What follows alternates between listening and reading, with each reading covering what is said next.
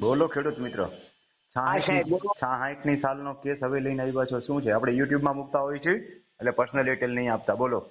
હા સાહેબ, એવું છે કે મેં લખીને તો આપ્યું જ છે તમને, પણ હવે હું કયા કાગળો કરાવું તો મારું તેના કાગળો નીકળે. 66ની સાલમાં ટેન્ડન્સી એક નીચે હરાજીમાં જમીન ખરીદી, અડધા પૈસા ભર્યા છે, અડધા ભર્યા નથી, આવો કેસ છે ને? એટલે એમાં એવું સાહેબ છે કે 175 રૂપિયાને સરકાર પાસેથી લીધેલા, એમાં જમીન હરાજી કરી એટલે એક ખેડૂતે રાખી એના 800 રૂપિયા આયા.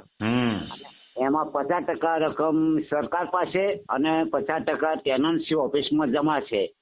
તમે શું કર્યું એમાં? તમારો રોલ શું છે? ખરીદનાર છો કે તમારી જમીન હતી ને વેચાણી હરાજીમાં? હા, એટલે હવે એ જમીનનું તમે શું છો? તમે એમાં રોલ શું છે? મને આમાં થોડું દેખાય.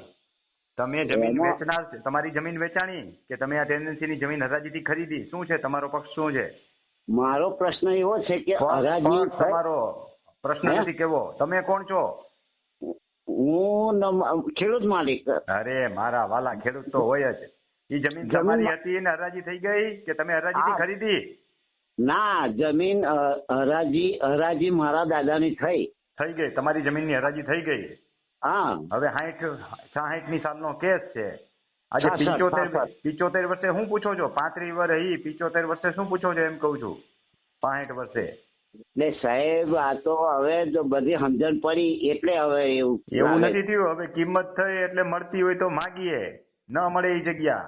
હા, બરાબર. હા. આટલા બધા વર્ષે જાગીએ એટલે આપણો હક વયો ગયો કહેવાય. 3 પેઢી વહી ગઈ. હા, બરાબર. જો તમારી પાસે છે ના, તો હવે આપણું શું રહ્યું? નાડી નફો કાંઈ આપણી પાસે છે નહીં, તો શું લેવા જવું છે આપણે?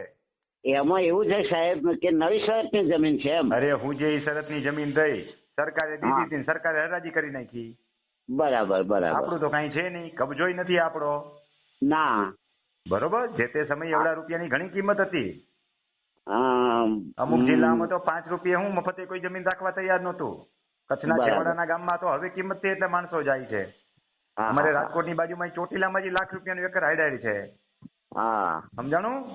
એટલે કિંમત બરાબર હતી. હવે તમારું કઈ છે નહીં, એમાં ખર્ચો કરો માં. નકર રહી છે એ જાય બીજું. સરસ. એ બાજુ નજર કરવાની થતી નથી આપણે. હા, સારું. બરાબર. હા સાહેબ.